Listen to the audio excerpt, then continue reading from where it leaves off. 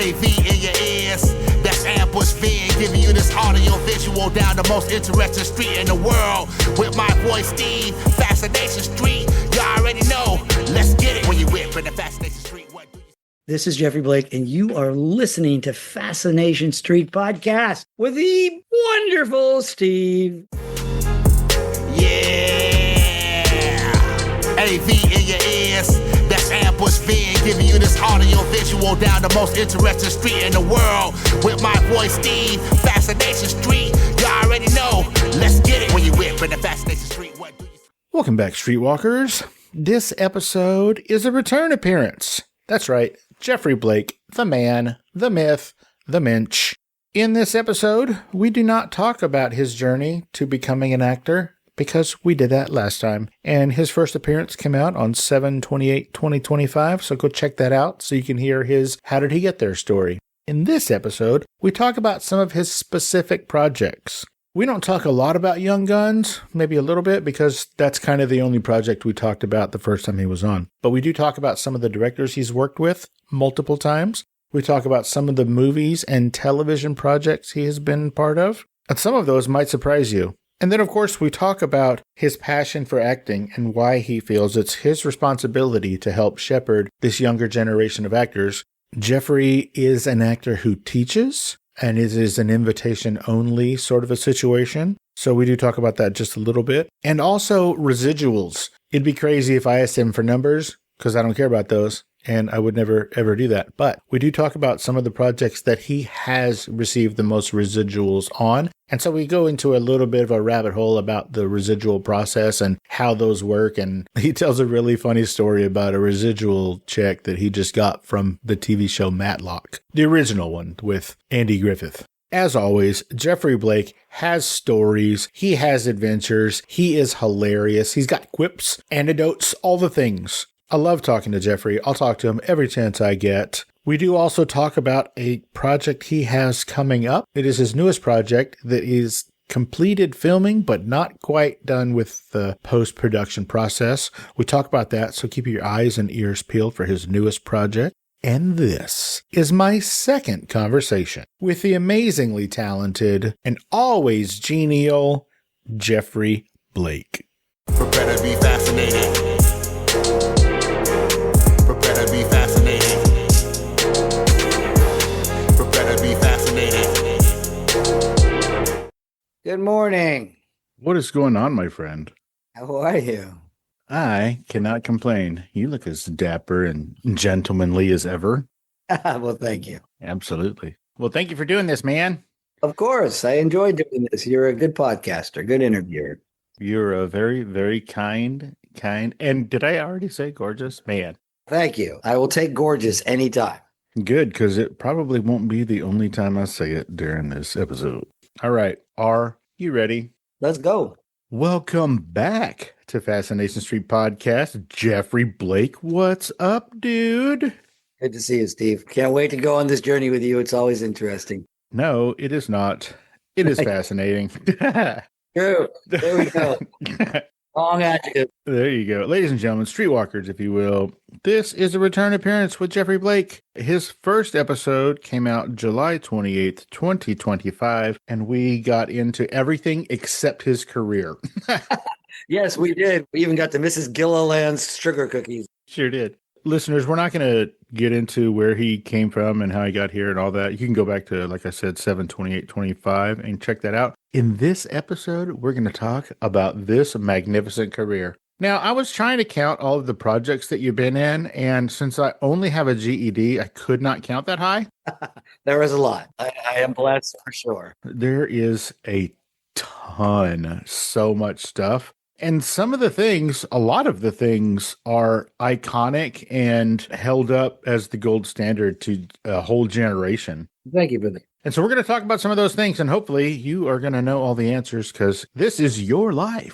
This is my professional life, yes. This is your professional life. So we talked about why you got into acting and how you got started, and that's cool. But like I said, we didn't really talk about, I think we only talked about Young Guns because I wanted to be in the first one. Like right now, I want to go back and be in the first one. No, I get it. So do I. It was a great experience. But I want to talk about some crazy stuff. Let's talk about The Last Starfighter. What? Oh my God. That movie changed the whole world. It's interesting. It was like my very first movie. I don't think I got my SAG card. Maybe I did. I don't remember. But I was always under the impression, I guess it made better folklore and better hyperbole, that I thought the role was called like Guy in Truck Number One. That's what I thought the role was. But then somebody pointed out to me that the character's name was Gary. I didn't recall that at all. But Guy in the Truck Number Two was Cameron Dye. He's a wonderful actor. Cameron and I actually, as we were Guy and Truck in that 1 and 2, although I guess his character probably had a name too, we ended up actually much later doing a movie called Men at Work. We were two men in a garbage truck, and we were significant roles in that, kind of the B storyline. So that Emilio Estevez directed, and Charlie Sheen was the other, our rivals, so to speak. So a lot of people, a lot of actors, they get sort of stereotyped into, let's just say this guy has played a policeman 37 times and this guy has played a gang member 400 times. You and your buddy Cameron, how did you not get stereotyped as men in trucks? Well, thank goodness we didn't. I had an experience lately, and I met with somebody, and it was like a culmination and such a wonderful compliment. And it made me feel really good because it said, wait, I've done something right. She goes, I just wanted to say to you that I recognized all the characters that you have played in all of these movies and all of these TV shows. I know these characters. But what I didn't know was the same actor who played them. And that to me is the ultimate compliment of being a character actor, that you create memorable characters. For example, nobody ever ties that the hippie boyfriend and, the radical boyfriend in Forrest Gump that beats up Jenny is, John Ford in Midway. Totally different human beings. So I pride myself, and I come from the school of acting, that, I transform myself into different people. And I do the research and I do the accent, and that's my base and my training. That's interesting you say that, because I feel like when somebody goes, oh, I didn't know that, let's just say you. Oh, I didn't know that Geoffrey Blake was in that. Like, I didn't know that was him. To me, that sounds like derogatory, like, how dare you not know? But you're saying that it's kind of a compliment because you blended in, like you inhabited that character so much and so well that they didn't even know it was you. Well, yeah, but it's never been my goal, and never was my goal, to be a star. Or to be I am a recognizable actor. Thank God for Forrest Gump, because then I don't have to go down my 200 something IMDb to figure out what it is they saw me in, or if I went to high school with them.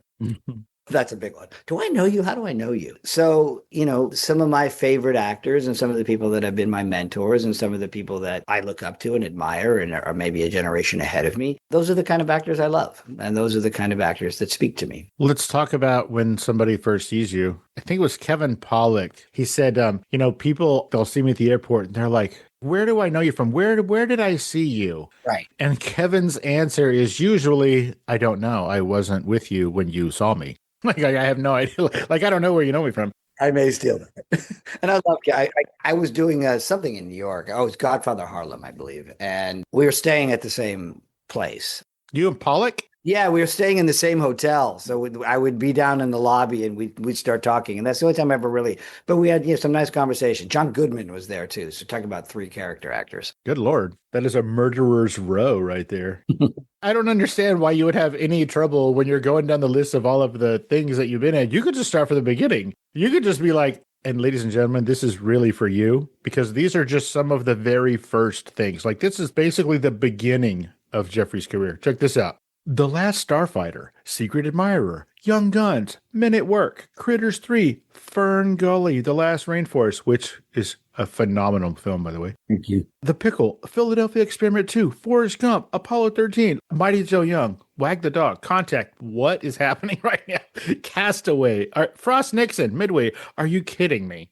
How do you sleep at night? It's very interesting. I don't sleep well. Again, it's back to the character things. It's like, even when I'm self-taping now and doing all those things, which I don't love that we have to self-tape. But when I'm in that process, which I'm in that process a lot, I'm always racing in my mind. Okay, so who's this guy I'm playing? How am I playing him? What am I going to bring to it? What is he going to look like? What is he going to sound like? Where does he function within the story? How does he function in the story? What choice can I make to make it something original that is something original to me? Like the other day, I did an audition and this character was crippled, but he used to be a former kind of assassin-y ninja kind of guy. And so he's crippled now and he's found the light. So I thought it would be so so much more interesting if this guy was like a big physical guy, not big, but a physical guy, that I don't think he would give over to a wheelchair. So I think he will have gotten his upper body so strong that he could use a walker, even though his legs don't function.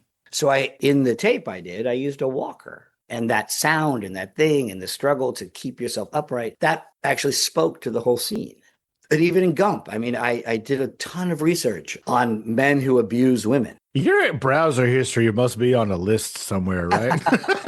Yeah, I get very interesting algorithms. But I did a research of that. And then the common denominator core of most men who are serial abusers, usually there's alcohol involved, but that wasn't the case for this character. Or it's either extreme narcissism. In this case, it was a guy's extreme narcissism. They always have an excuse. They don't take responsibility for it. They have an excuse of why they did it. And that scene at the bus, that little piece of information was missing from the script. And Bob and I had a conversation about it while we were just about to film. And I said, listen, the one thing that's missing here is what is Wesley's excuse for doing this? And he goes, wow, yeah, that's interesting. And he goes, do you have some ideas? And I said, I do, but I don't know what it is. I come from the actor's studio and all that. So improvisation is a big part. So I said, let's just play the scene and see what happens. And so the whole scene is as written, except for one line. The line that was in there, Jenny, you know I'd never hurt you. That was in the script. And then out of me exploded, Jenny, you know I would never hurt you. But it's just this war and this lying son of a bitch Johnson. His entire excuse was his political activism anti-Vietnam. That's why I punched her. Makes no sense, but to him, it's a way to justify. What did Bob think about that? Bob Zemeckis, ladies and gentlemen. He loved it. So I know that you asked him and he kind of had no idea. No, he had a total idea. Bob Zemeckis, I've done 3 movies with him. He loves actors and he's collaborative. And, I don't know if his actual position is that, hey, I direct, I do what I do, and I'm hiring really great actors because I'm Robert Zemeckis. And so I'm going to allow them to do what they do. And that's Tom Hanks as well. I mean, Tom Hanks is he's the most collaborative, wonderful person to act with. And I think I asked him once, because I did 3 movies with him. And I said, so what is it about our relationship and me, and why am I keep coming back for movies you're in? Apollo 13, Castaway, Forrest Gump. This is a compliment, and it could sound like it's glib, but it's not. And he said, first of all, you make me better. And second of all, and this is the part that sounds glib, but not, he goes, and I knew exactly what he meant. You know your lane, which means I know I'm a supporting actor. So look at the word. I'm there to support Tom Hanks and Robin Wright and whatever, Apollo 13, what you're there to support. And I tell young actors, I mentor a lot of young actors. I teach a masterclass that's invitation only. I don't advertise. When I find actors I love, I invite them to come and collaborate because I really believe in the craft of acting. And I really believe that, it's my responsibility now to carry that forward as we head into TikTok land and all that. I really do believe that. So I think the point is that knowing your lane, your job is to be there to act. Your job is not to be there to hang out with the number one on the call sheet, to be buddies with them, to try to have lunch with them or sit next to them in the chairs and chit-chat. They have their process. So respect it. Don't take selfies with them. Don't post. Don't do any of that. You're their colleague. Your job is to be on the set and to be a professional. A pro's pro is the term. That's what I pride myself in being. Yes, we are going to get to more of your project, but I got to ask you, why are you so passionate about acting? You've been doing it for so long. Yes. Why do you still have that fire? Where does that come from? I love it. I know you had Yul Vasquez on. That's a perfect example. I love Yul Vasquez. He has the same kind of passion, the same kind of drive, the same kind of, wanting to get it right. So while people, he's an actor and they sometimes despair. No, we have a really cool, interesting job. And our job is to make people laugh in times when they're not, to make people cry in times that they need to, and make people think in times that they need to think, and to sometimes even change the landscape. I mean, if you think about it, R.I.P., Rob Reiner is a hero of mine, not because he was just killed tragically, but because he was that. He became an actor, he became a director, he's just passionate about storytelling. And I think storytelling is what I do. That's what's important. So I'll take whatever role that is to tell the story and to be a part of telling the story. One of my favorite people ever to work with, and I've worked a bunch with him, one of my favorite human beings on this planet was Bill Paxton. And Billy and I did a bunch of things together. R.I.P. Bill. We had heart surgery even at the same time. And he goes, Geoffrey, what we do, this is, we're the circus. We're a tribe. there's a beauty in that we travel around and we tell all these stories, and sometimes it's comedies and sometimes it's history and that's what I love. And we all meet each other on a path. I love the community. I just love actors. Not all of them, but I love the ones who share the same commonality of my passion. I don't think any actor, they should feel blessed that they're invited to do it. They shouldn't be cynical about it or think that they're better. Get your ego out of the way and show up and do the work. I like that sentiment. Hey, Streetwalkers, here's a word from our sponsors. Let's get back into it. I know that you are an actor who teaches, but some of the classes that other actors take, my sister is an actress, so Right. I hear a lot about some of the classes that she's taking and things. One of the things that I've noticed in talking with, different actors, varying degrees of prolificness. Anyway, one of the things that I hear is that when you're taking a class in acting, you're always the main character. Like the whole class is centered around you're the lead, you're the lead, you're the lead. They're preparing you to be the lead. I literally don't agree with that. My greatest mentor was a woman named Peggy Fury. And if you could see the list of the people that were in that class, invitation only, we have all gone on to have SAG Awards, Oscars, Tonys. I mean, all of us. And, sometimes I very much felt like if I look at the careers, I was junior varsity compared to a lot of that class. But Peggy was just the opposite. First of all, you were not allowed to choose your scene work. She chose it for you. And it wasn't necessarily what would be the lead or what you would be good. She actually would choose scenes, and we'd always work on playwrights in a block where we'd do one particular playwright and concentrate on, Sam Shepard or Tennessee Williams or Arthur Miller. And she would assign you the scenes that would make you stretch as an actor, to be the older guy, even though you're only in your 20s, or do this guy or this character, that character, not the lead. I find there are very few great acting teachers. There have only been a handful throughout our times. And there's a lot of very damaging actor teachers. They're almost like bad shrinks. They get the actor dependent upon them. They try to tear them down, and then they try to profit to them their idea of what acting is. Acting goes back to Stanislavski. Period, exclamation point. That's it. That's where it started, Stanislavski. And then from there, it built through the group theater. It built through Strasberg, through Stella Adler, through Uta Hagen, through Larry Moss now, through Peggy Fury. If she's still living, she would be head of the actor studio. She's passed away at 61, tragically. But there's only a handful. And the great ones are the ones that are influenced by those handfuls. The rest of them, I'm sorry, I'm going to teach you how to act on camera. There's no difference between acting on stage and acting on camera. It's just a degree of bigness. That's it. It used to be a degree of projection in your voice and your gesture. But now it's not even that, because you go to Broadway now and they're all mic'd. So, yeah, I disagree with that. That's why I don't say I'm an acting teacher when I mentor. I'm an actor who teaches, because they're my colleagues and we're speaking a common language. I'm not trying to instill on them a language. They choose what works for them. I love that you went there. The funny thing is that you said you disagreed, but then you sort of proved my point. Most, not the greats, most of the acting teachers prepare you to be the lead. But when you get out of act, like when you're never the lead until forever. I mean, the chances that you're going to be the lead are pretty slim. You got to work. You got to be all these characters. You have to do all these other smaller parts. But I feel like most of the acting classes are really just gearing you up to be the lead. But thank you for explaining all of that. I appreciate that. And I'm glad that that's not how you approach your students. They're not my students. They're my colleagues. There's a difference. Your colleagues. Okay, there you go. Well said. You said earlier that you feel it's your responsibility to shepherd these new talents into the world of acting. Why do you feel like that's a responsibility? Again, it's a craft. And craftsmen through history and whatever discipline of art, the pianist, the cellist, the painter, the sculptor, the writer, the playwright, the novelist, like Stephen Sondheim shepherded Jonathan Larson. And that's why we have Rent. That's why we have Tick, Tick, Boom, because Stephen Sondheim was there shepherding because he saw a talent and wanted to carry on what he loved so much. That's why.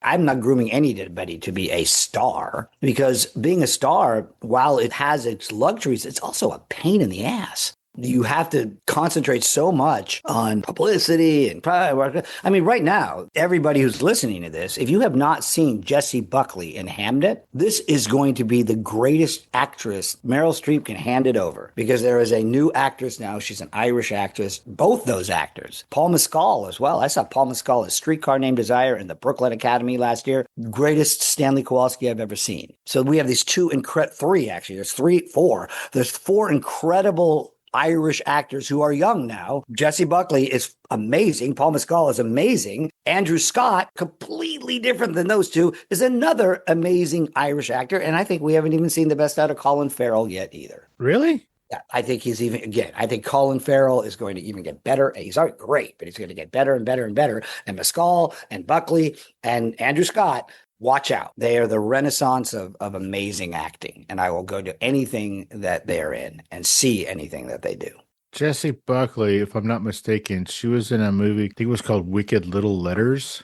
Hamnet's the first time I had seen her. And literally within the first 5 minutes, I sat up in my chair and went, who is this? I knew who Paul was for sure. But it was like, whoever this is, I'm going for 2 hours. And by the end, weeping. When you get a chance, check out that movie. Text me what it is, or I'll just look at it. Yeah. I will. I'll text it to you. It came out in 2023, and for the most part, it's a two-hander. Right. And it is Jessie Buckley and Olivia Colman. Stop right there. As soon as we get off this, there's my afternoon. No doubt. Jessie completely holds her own with Olivia. She's amazing. You're right. She's a star. I want to talk about FernGully, The Last Rainforest. Yes. That came out right before my son was born. Same year, but he was born later in the year. That was my favorite movie of the year. Okay. Wow. That's cool. You know, I had a tiny little baby, or I was about to. And so I was kind of like, I guess I'm going to start watching cartoons soon. Was that your first voiceover? Was that your first animated project? Oh, no, not animation as much, but I've had a very substantial voice career. Yeah, I have a very specific voice. So certainly during the 90s, even from the 80s on, I've been the voice of so many products and so many companies. Name one product. Toys R Us. Get right on out of the city. Yeah, Toys R Us. I was the voice of Toys R Us for 9 years. The interesting thing is I was the voice of Toys R Us with like Leapfrog, $9.99, only at Toys R Us. And ironic, it was with the giraffe. Named Geoffrey.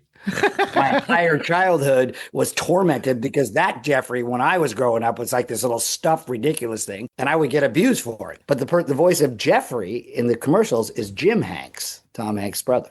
Oh, that's the guy who does like all of the toys and stuff, right? For Woody and all that. Yeah, he's a great guy. That's cool.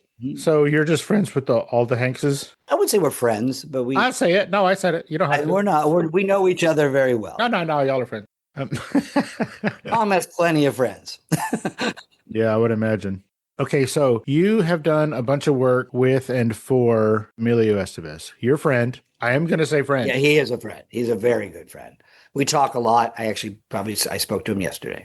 Oh, nice. I know probably the answer, but why does he choose you to work with him so often? And I say he chooses you because a lot of the times he's the director, right. He's in the chair, and he's making a phone call to you. Yes, and that's exactly how it works. I think he thinks of me when he's writing. What a compliment. Young Guns was a particularly influential experience for all of us. I was texting this morning with Dermot Mulroney. He's one of my closest friends. Lou Diamond Phillips, one of my closest friends. Emilio Estevez, one of my closest friends. Again, I think it's very similar to what Tom Hanks said, but even more so with Emilio. He knows that I'm going to be there. He knows that I'm going to be interesting. He knows I'm going to contribute. He knows that I'm going to bring something interesting to the part, and he continues to hire me because of it. I guess a good character actor takes what's there on the script and then fills it in. I remember we were doing a movie called Rated X about the two O'Farrell brothers who were porn makers in San Francisco, and one brother ended up killing the other brother. True story. Jesus. They were being sued by everybody, the government, for indecency. They were kept being arrested. And I played their very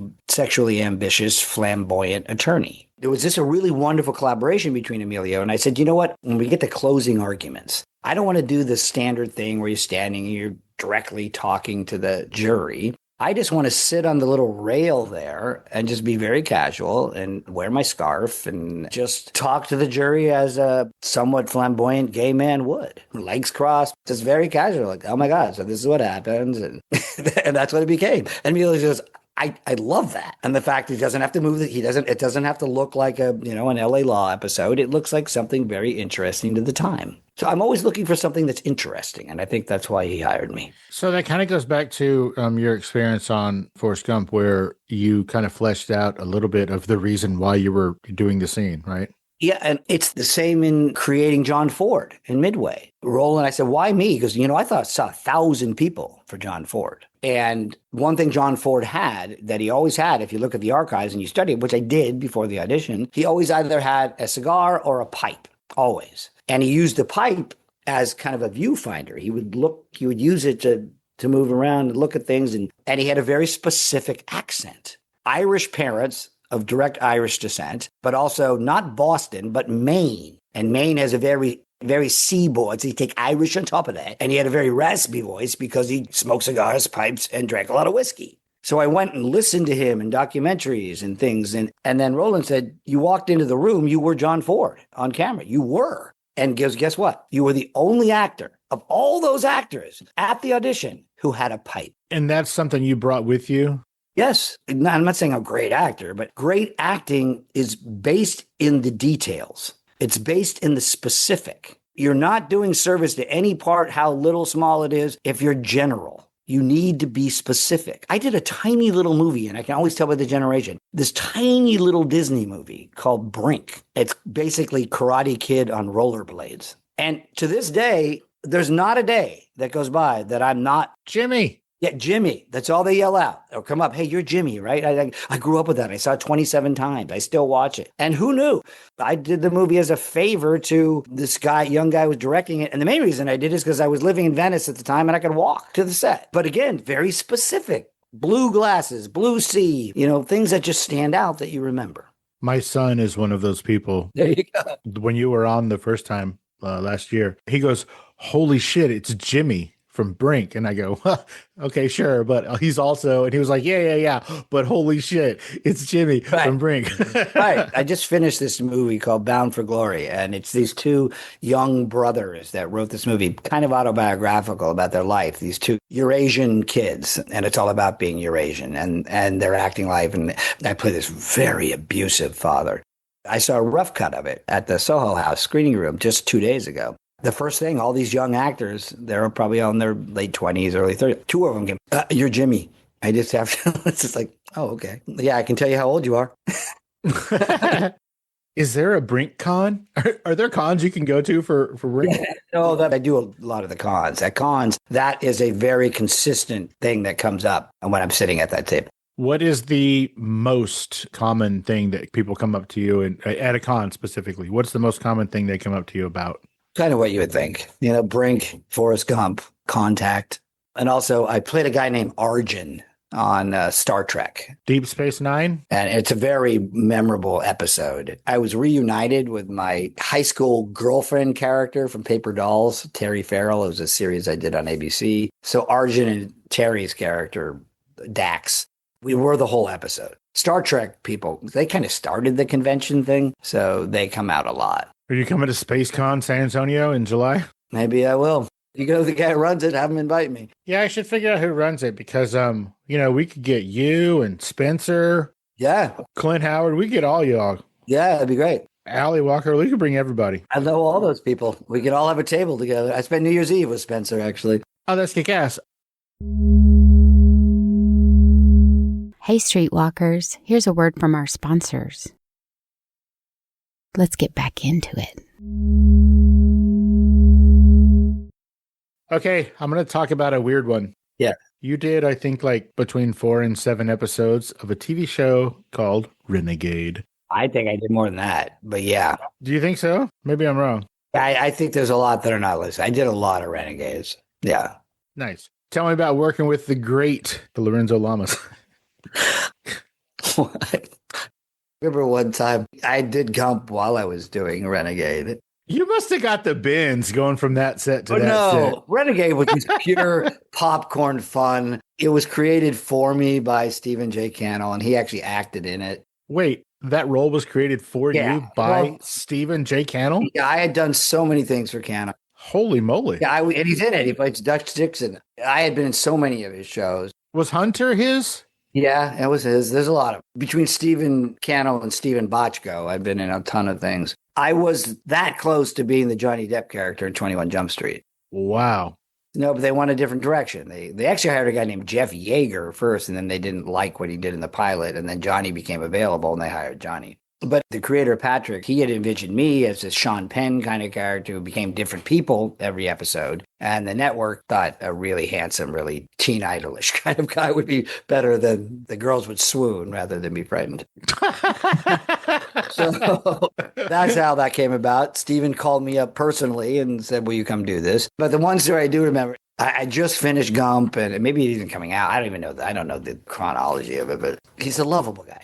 And gorgeous. I mean, he's one of the most gorgeous people you've ever seen, between the muscles and the hair and the tan and the perfect teeth. And he's stunning. He said, how do I get into Robert Zemeckis movies? And I lovingly said, you don't. You're Lorenzo Lamas. That's who you are. I probably would have said, maybe Tarantino. Yeah. I could see him doing that.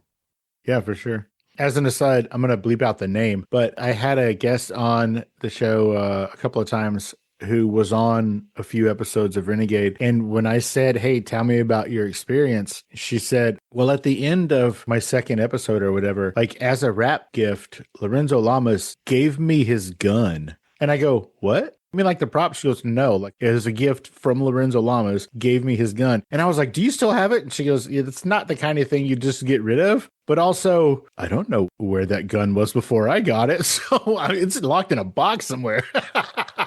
And not even telling me the name, I can guarantee you she's very attractive.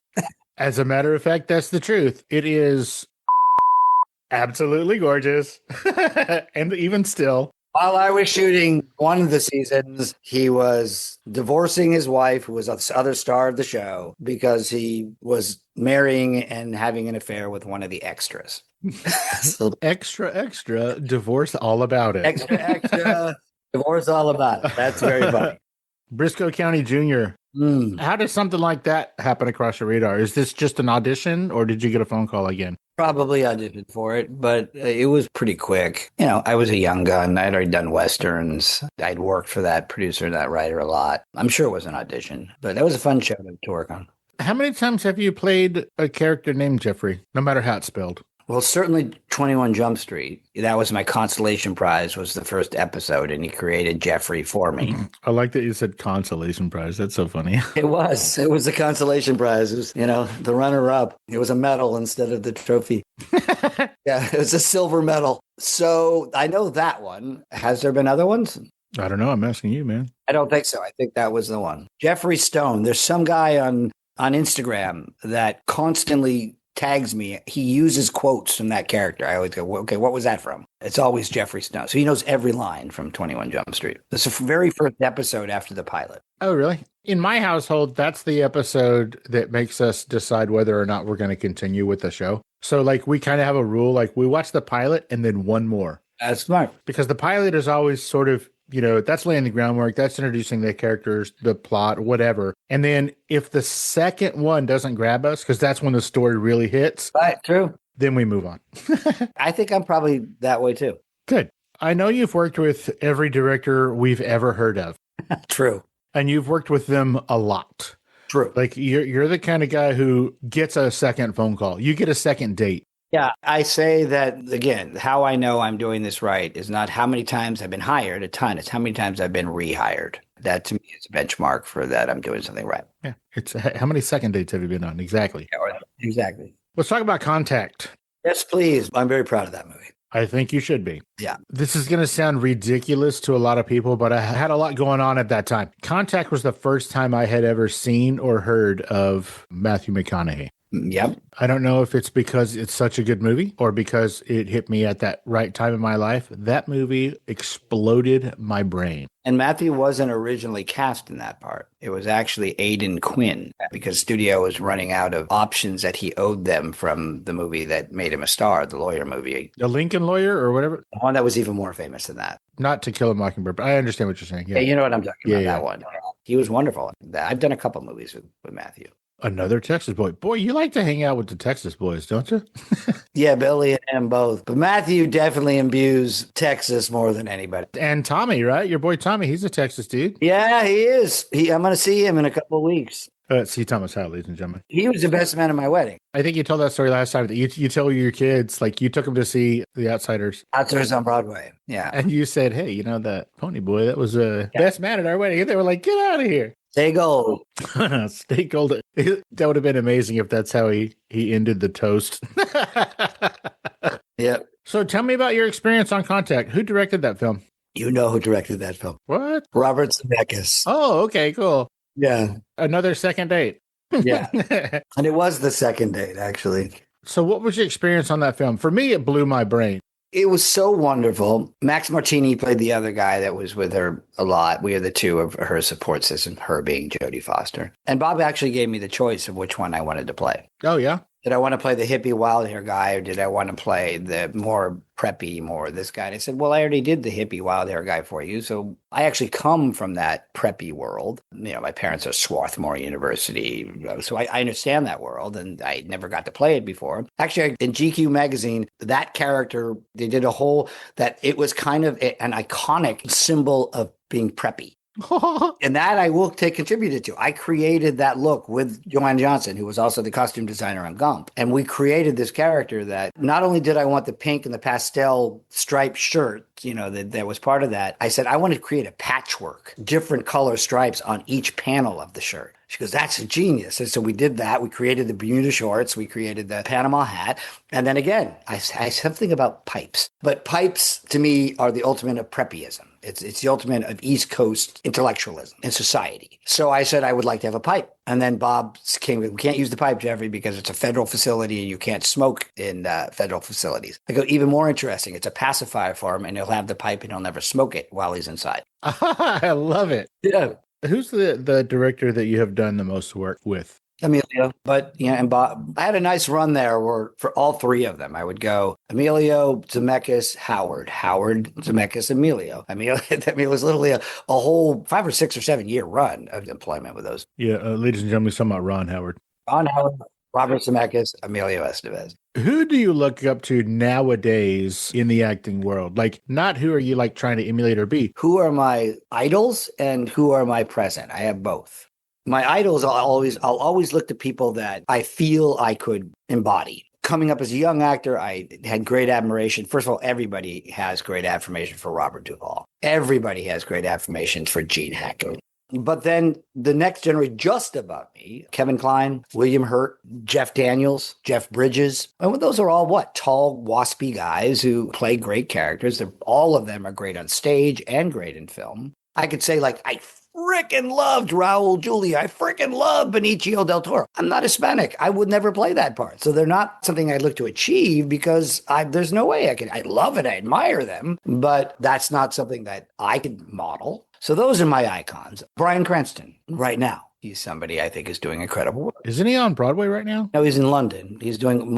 London. Okay. One of my bucket list. I really want to do the role he's doing right now in about 3 or 4 years. He's doing All My Sons. Arthur Miller's All My Sons. I had a Zoom show during the pandemic just called the Working Actor's Journey. And I just invite on my colleagues like Spencer. Like we just talk with hundreds of kids on Zoom during the pandemic who had nothing to do on a Friday night. So we just do what we're doing, but we do it on Zoom. I do remember that one of the things we talked about was who are our idols and why are they ours? And I said, and I had Larry Moss on, who was one of my mentors. One of the greatest acting teacher right now, wrote the greatest book. It's called Intent to Live. So young actors, if you're listening to this, buy that book. But I said, Larry, one of my dreams is to play Willie in Death of a Salesman. And he did this Larry thing and said, please don't. And I go, wow, it's why? He goes, First of all, he's most likely Jewish, and you're a wasp through and through.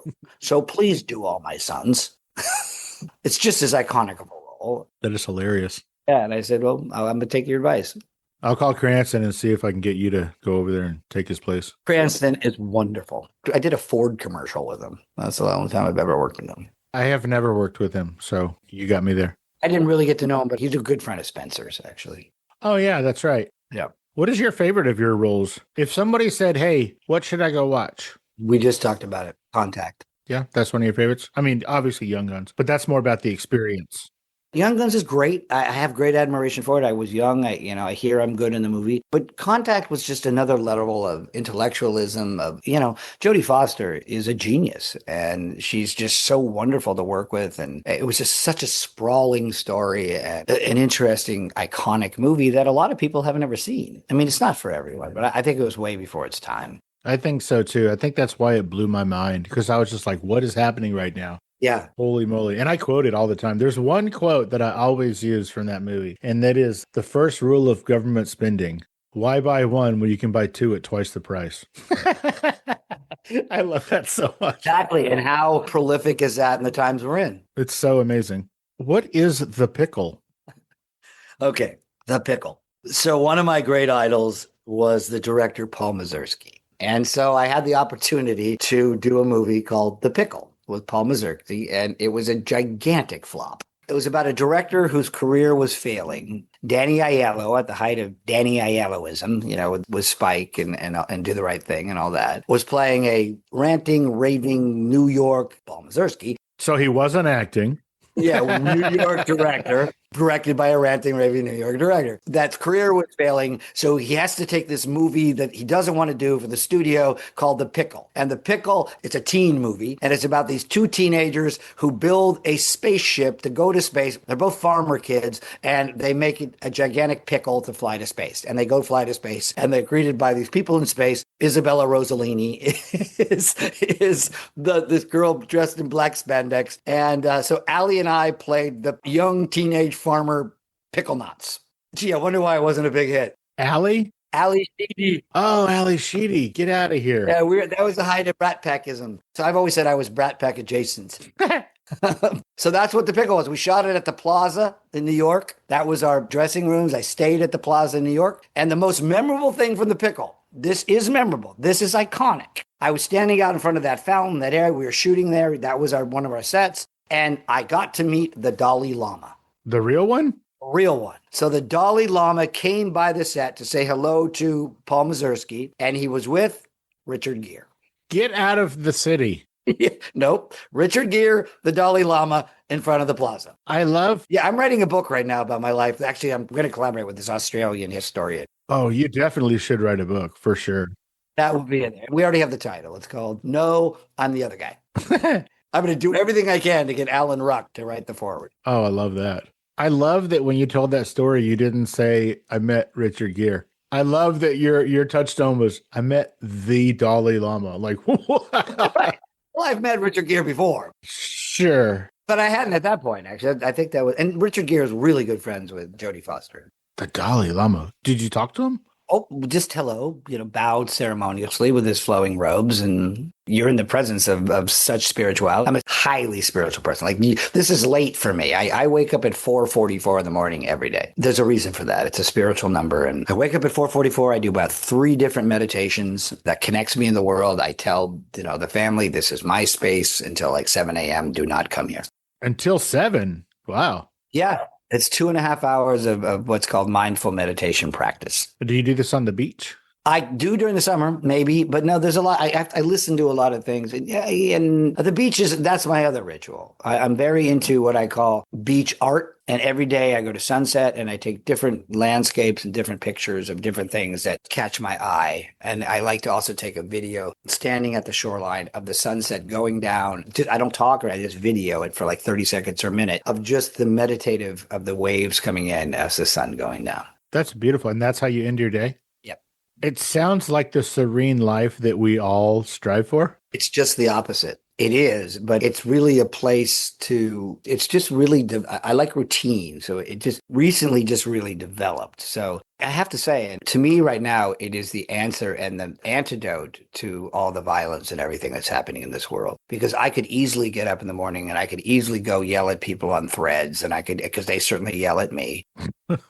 Lots of wacko doodle, and they talk about my scarf a lot and put me down a lot. Why are you even on there? Well, I'm not. I'm on Instagram, and then it goes directly to threads. Yeah, okay. And I just check it every now and then. But that meditative process calms my brain, calms my anger. I think I posted about it yesterday that we need to just relax and get into that. You did, yeah. Hey, Streetwalkers, here's a word from our sponsors. Warning. Not listening to Fascination Street podcast may cause unexpected side effects. Side effects may include sudden fits of boredom, irrational curiosity about everything you missed, the inability to name your favorite podcast interview, spontaneous ignorance of obscure celebrity stories, talking to coworkers about nothing because you didn't hear the latest episode. Other symptoms may include excessive use of the phrase, "Wait, what happened?" Chronic seriousness with no trace of laughter or delight, unexplainable urge to scroll aimlessly instead of being entertained. In rare cases, not listening may lead to wandering aimlessly through podcast apps, overexposure to true crime reruns, and thinking you're cooler than you actually are. If you find yourself experiencing any of these symptoms, stop what you're doing immediately and download Fascination Street Podcast. Ask your podcaster if Fascination Street Podcast is right for you. Spoiler alert, it is. Let's get back into it. So I know that you said you recently auditioned for a thing. I hate this question, but I'm going to ask it anyway. What do you have coming up that people can check out or look forward to seeing your beautiful face on? I just spoke about it. I just saw the rough cut of it. It's going to be a very sweet movie. It's called Bound for Glory, and it's an autobiographical show about it. A young actor in Los Angeles, and he's from Pittsburgh, Pennsylvania, and his brother and him wrote it together. And it's kind of a life story based on their life and their journey. I play this very abusive father. There's a MacGuffin in it. I won't tell you what it is. Also, this wonderful actor named Blake Jenner is in it. And Michael, I always mispronounce his name, but I won't. Narazi, he's a great kid. And I just saw it. It's very sweet. And Dermot's in it as well. Oh, and this is coming to theaters. We don't know yet. Okay. It's an independent film. I think somebody will pick it up, whether it's theaters, whether it's Netflix. It's very heartwarming. That's what I'll say. Well, we need more of that right now. And what's it called again? Bound for Glory. Bound for Glory. Everybody, look for Bound for Glory wherever, everywhere. Look for it everywhere. Yeah, it's still not even color corrected. It's still not even, So we got a little time. Yeah. Is there any project that you wish you could have been in or wish you could be in right now? I call them the dead soldiers. What's the one that got away? 21 Jump Street, for sure. Yeah. That would have been a career-changing. And that was back in the day when TV money was real money. Real money. Yeah, that's what I said. Like I did. That's why I called it the consolation prize, because, I made those guys a lot of money on that episode because they stayed after the second episode, as you said. There you go. It's interesting. I've had a lot of them. I always wonder, like it was down to me and Steve Buscemi for Mr. Pink in Reservoir Dogs. Oh, wow. That would have been an interesting journey. I remember one time I was in New York and I went in to meet, I think Todd Thayer was the casting director, but I went in to meet Sidney Lumet, one of my heroes. It was for Running on Empty. And he's acting, and he's this wonderful vaudevillian, raised Jewish man, very New York. First of all, you don't have to read for him. He brought you in because he's seen you in something and he's interested in who you are. And so we just had a meeting. And he's talking and talking. He goes, so what Todd is telling me here is that I'm looking for somebody who has a river phoenix kind of feel to them, an essence of blah, blah, blah, blah. That's what he says to me. He goes, I'm not sure what that means, blah, blah, blah. And I talked myself out of the job, and that's okay. I said, excuse me, sir, but might I say something? And sir, you're Sidney Lumet. So he said, why don't you hire River Phoenix? And did he? Yeah, he did. Of course, it did. But I understood the trepidation later. I went, well, why? Because the father was already cast. There's a father-son relationship, a lot of it. And it was Judd Hirsch. Yeah. And Judd Hirsch is one of my heroes, but he's very Jewish. The Mount Rushmore of psychiatrists on film is who he played in Ordinary People. That psychiatrist. We all want that psychiatrist. We all should have it. But so then I realized, well, yeah, River Phoenix doesn't really match Judd Hirsch. I could go either way. Some people think I am Jewish. I'm not. I'm as waspy as you get. Maybe a cadence. I don't know. But then once they cast River, then he went and hired Christina Lottie. And then very much so, River could be Christina Lottie's son. And then the younger son, the 13-year-old son, it was basically, straight out of an Upper East Side bar mitzvah. So that was the Judd Hirsch's son. That is hilarious. Only one or two more, and then I'll let you go. I can talk about all day, Steve. I love talking to you. Thank you. Without any numbers, because I don't care about numbers, what is the project that you got the most residuals from or continue to get? You're going to be very surprised. I'm going to be very surprised. Yeah. You would think it would be Forrest Gump. You would think it would be Apollo 13. You would think it would be Contact. You would think it would be Young Guns. I would think it would be Young Guns or Forrest Gump for sure. Nope. Castaway. Really? And here's why. First of all, Helen Hunt and I are basically the entire first act in the script of Castaway. It's not in the movie. Great. It was cut. When I went for my fitting of Castaway, there was only two people that had been cast, me and Tom Hanks. And I said, well, can I get favored nations? Which means I get paid the same. I literally said. So all that's left of me and Helen is like one or two lines at the very end of the movie. I was his boss. Helen was his fiance. And there was this whole storyline about conflict. How can you send him away on Christmas? All this stuff. And Chris Noth, he didn't even make the cut, Mr. Big. So thank God that those two lines are still in the film, because the way the SAG residual structure works is it's tiered, right? There's only, I think, 6 of us in the movie who can speak. That's it. Yeah, that makes sense. Yeah, and you don't give residuals to the volleyball. Sure. Because he's the co-lead. Wilson. Yeah, Wilson. I think Spalding probably was my guy from 21 Jump Street. He didn't. So the 6 of us, other than whatever Tom is getting, of course, he probably owns a piece of the movie. So I would imagine. Yeah, we split all of that residual money. Wow. Yeah. And the great thing about the Zemeckis of it all, also the way the SAG works, is it's paid by studio, paid by projects. So during that time when it used to come in the mail, now it's direct deposit. If it was the Zemeckis Warner Brothers day in the mailbox, I'm getting residuals for Castaway, Contact, and Gump, all in the same envelope. Oh, so they kind of do it in batches? Well, they do it according to the studio who's paying it. So the studio payroll is paying out all the Zemeckis' movies at once. I'm in all of them. So between the 3, that's a really good day at the mailbox. Now, I know that those projects are a couple of days old. Is that still a big day? No, it dissipates. Sure. Perfect time to ask the question. A couple of weeks ago, I literally got a residual deposited, but apparently I owe Andy Griffith now $25 for Matlock. I'm sorry, what happened? How does that work? It's been running for so long and dissipated so much that it is now into negative. What? It's minus $25. That was what the check was for. Negative $25. How does that even work? How is that possible? But we also get these ones, and I don't know if you know who Xander Berkeley is, but wonderful character actor, and you do know he is because he's been in everything, and I've done about 4 things with him, and actually named my kid Xander. I love Xander Berkeley. I wasn't directly naming him after Xander Berkeley, but I love the name with an X. So often we'll get checks for and I'll joke about I'll get a check for 2 cents. Mm-hmm.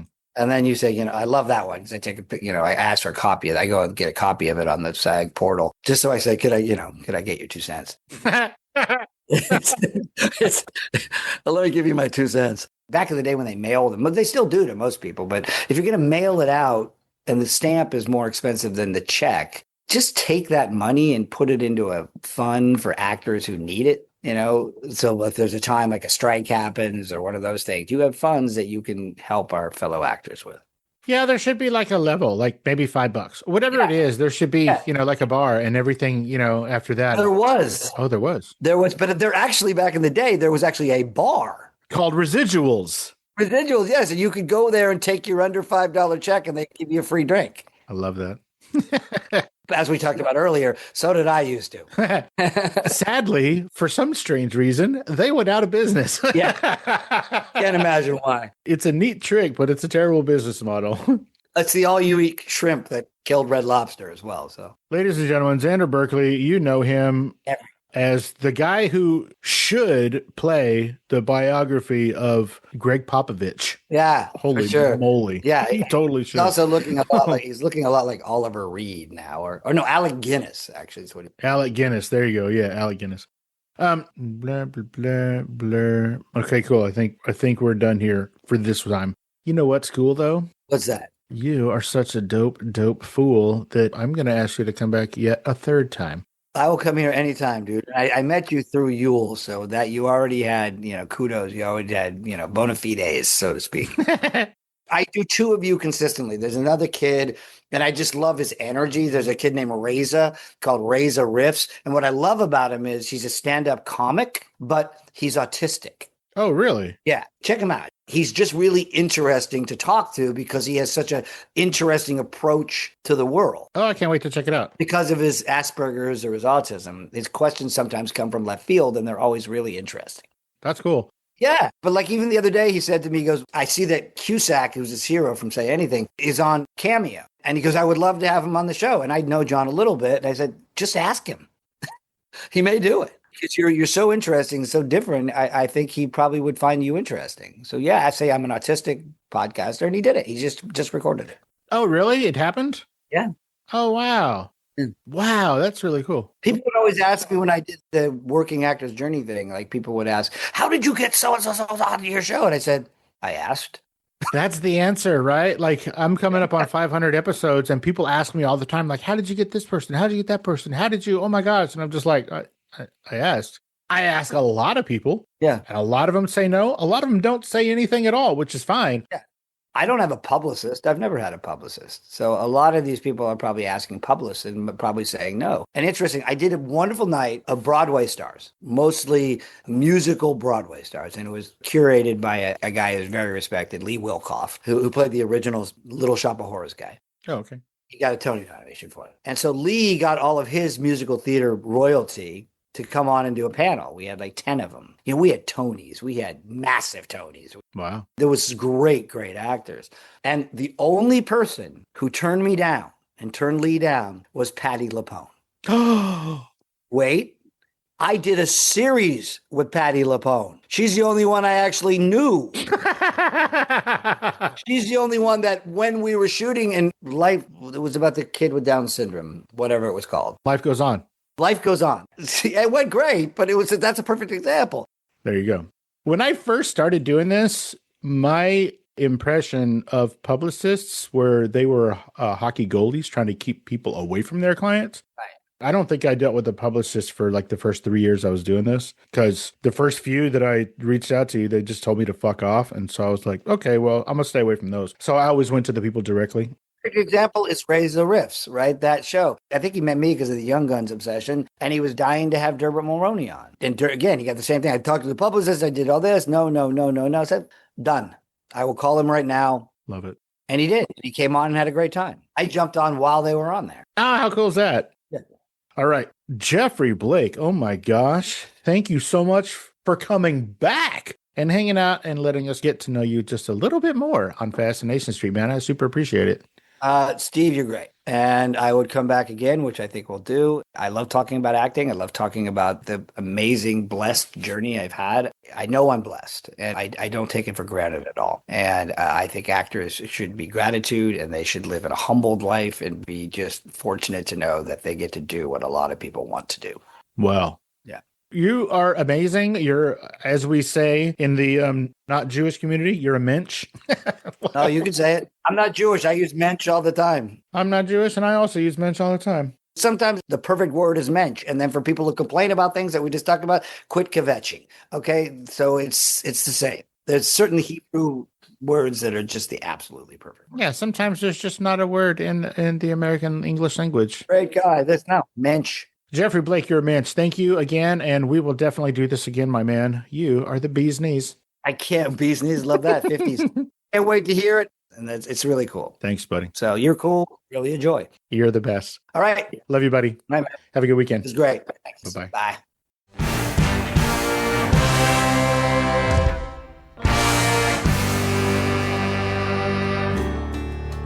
Opening music is from the song FSP Theme, written, performed, and provided by Ambush Vin.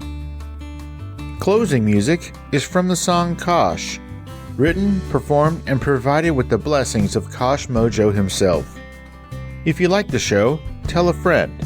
Subscribe and rate and review the show wherever you listen to podcasts. All episodes are available ad-free at patreon.com/Fascination Street Podcast. And don't forget to follow the show on YouTube, Spotify, Instagram, and TikTok.